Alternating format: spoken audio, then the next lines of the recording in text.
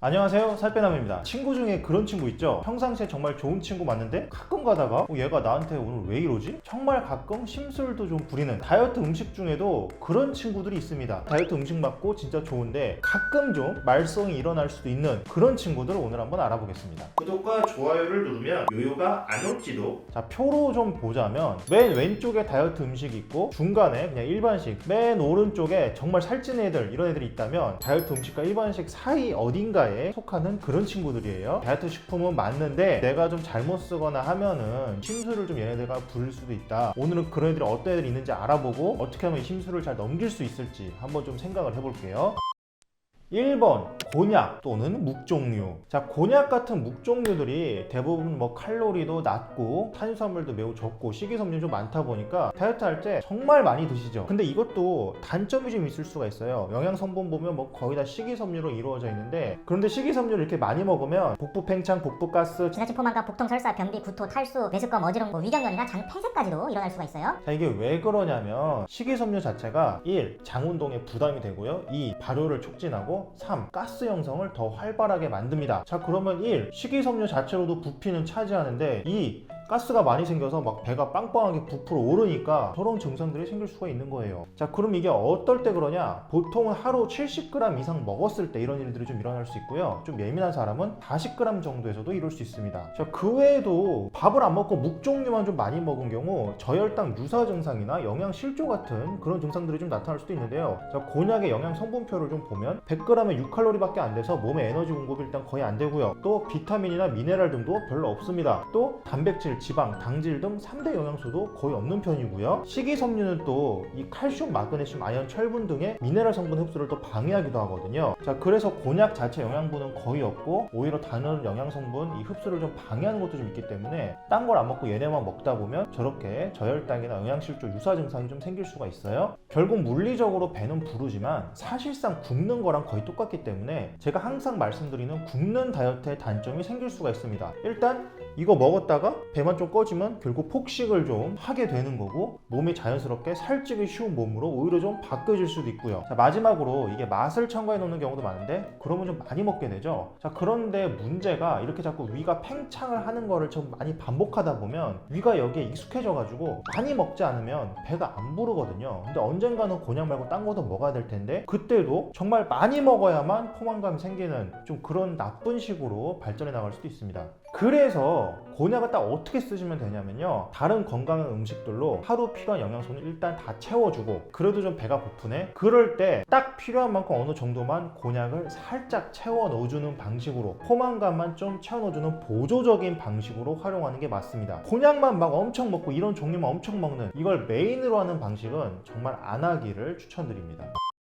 2번 우유. 자, 우유에도 분명히 칼로리가 어느 정도 있고요. 당질과 지방이 다 들어갑니다. 유당이라고 해서 우유에만 들어가 있는 당질 들어가고요. 또 유지방이라고 해서 우유에만 들어있는 지방도 다 들어가 있어요. 그래서 우유도 칼로리가 있고요. 많이 마시면 어느 정도 살이 찔 수 있는 건 맞습니다. 영양 성분표를 좀 보면 일반 우유 100ml 기준으로 칼로리가 콜라보다 높고요. 저지방 우유도 당질이 여전히 있기 때문에 콜라와 칼로리가 엇비슷합니다. 그리고 그냥 우유와 저지방 우유 둘 다 탄수화물이 콜라의 반 정도는 됩니다. 두유는 다르냐? 두유도 우유랑 사정은 사실 비슷해요. 물론 우유나 두유에는 많은 영양소가 풍부하게 들어있어서 콜라와 단순 비교하면 안 될 수는 있죠. 그런데 제가 여기서 하고 싶은 말은 이렇게 가끔 우유나 두유는 다이어트 식품이고 살이 안 찐다고 생각하셔가지고 이걸 정말 물처럼 많이 드시는 분들이 있어요. 특히 다이어트 할 때 아예 두유 같은 거 박스째로 막 이렇게 사다 놓고 막 계속 드시는 분들이 있는데 그렇게 많이 드시면 결국 얘네도 살은 다 찝니다. 우유, 두유 전부 다 하나의 음식으로 좀 취급을 하셔가지고 얘네도 칼로리나 탄수화물, 지방 같은 거 좀 따져서 드시기를 좀 권유드리고요. 특히 우유 물론 딸기우유, 초코우유 이런 거 절대 안 드시겠죠? 걔네는 당질 엄청나게 많이 들어가서 그냥 음료수랑 똑같고요. 자, 그리고 두유는 좀 더 또 주의해야 될 게 얘네가 단맛을 내기 위해 뭔가 넣은 경우가 굉장히 많아요. 무첨가라든지 아예 아무것도 안 넣었다 이렇게 써져 있고 실제 여러분 영양 성분표를 확인했을 때만 그럴 때만 드시길 권유드립니다. 마지막으로 이 음식이라는 면에서 좀 따져봤을 때 사실 우유, 두유는 액체이기 때문에 포만감이 금방 사라집니다. 비슷하게 단백질을 좀 많이 보충해주는 그런 음식 중에 닭가슴살 같은 거는 포만감이 오래 가잖아요. 자, 그런 면도 좀 생각을 한번 해보셔야 됩니다. 그래서 우유나 두유를 먹을 때 결론적으로 생각해야 될 게 칼로리 다 따져서 먹고 물처럼 먹지 말자. 그리고 포만감이 금세 빨리 줄어드는 부분은 주의하자. 그 정도 말씀드릴게요. 3번 과일. 자, 일단 과일에 대해서 가장 많이 헷갈려 하시는 게 과일은 절대 살이 안 찐다 라고 생각하실 수 있는데 아니요, 과일도 충분히 살이 찔 수가 있어요. 과일에도 과당이라고 해서 당질이 분명히 들어갑니다. 즉 설탕이 들어가는 건데, 자 그리고 특히 과당은 포도당과 다르게 이 간에서 지방으로 바로 저장해 버립니다. 그래서 어떻게 보면은 조금 더 안 좋을 수도 있다, 그런 말씀 좀 드리고 싶네요. 물론 과일에는 과당 말고도 막 섬유질, 미네랄, 비타민, 막 수분 등등 정말 많은 영양소가 풍부하게 들어있어서 다이어트에 활용 가능한 거 맞습니다. 자, 다이어트 친구는 맞는데 그런데 얘네가 절대 살이 안 찔 거라고 생각하면 그건 아니라는 거죠. 얘네를 정말 계속 많이 드시는 분들 많은데 그럼 다 살 찝니다. 특히 밥 안 먹고 과일을 막 밥 대신 엄청 많이 드시는 분들, 아니면 먹을 거 다 먹고 식단 다 하고 나서 과일을 꼭 더 추가로 더 드시는 분들, 자 이런 분들은 결국 살이 더 많이 찔 수도 있어요. 또 가끔 먹는 방법이 잘못된 경우도 있는데요. 특히 시중에서 파는 과일 주스 이런 것들 있죠. 자 이런 거는 별로 안 드시는 게 좋은 게, 대부분 시중에서 파는 과일 주스는 거의 다 설탕이 들어가 있어서 살이 쪄서 안 좋습니다. 그리고 집에서 주스 만들어 먹는 것도 좀 주의는 해야 되는 게, 가장 안 좋은 게 압착해서 만들어 먹는 주스, 얘는 섬유질이 정말 많이 없어지니까 별로 안 좋고요. 갈아서 먹는 것도 어떻게 보면 좀 섬유질이 파괴될 수 있기 때문에 그냥 생으로 먹는 게 가장 좋습니다. 그리고 마지막으로 말린 과일 있죠. 말린 과일 같은 것들은 수분이 싹 빠지고 당질만 좀 굉장히 많이 남은 상태이기 때문에 가급적이면 말린 과일도 안 드시기를 권유드립니다. 자 물론 집에서 말린 과일을 내가 스스로 만들어서 설탕 같은 건 전혀 넣지 않고 내가 이거를 좀 계산해서 먹는다, 그런 것까지는 괜찮아요. 결론적으로 과일 드실 때는 과당이 너무 많고 살이 찌는 과일은 좀 피해 주시고, 제철 과일 중에 영양소가 풍부한 그런 음식으로 드셔주시면 되고요. 이렇게 막 주스로 만들거나 건조하거나 이런 가공은 되도록이면 안 하면 좀 더 좋다. 그리고 어디까지나 적당량만 먹자, 이런 걸 좀 지켜주시면 됩니다. 컵 안에 들어가는 그런 작은 과일들은 한 컵, 종이컵 한 컵 정도 분량 드시는 걸 좀 권유드리고요. 좀 큰 것들, 사과 같은 큰 것들은 하루에 한두 개 정도 드시기를 좀 권유드립니다.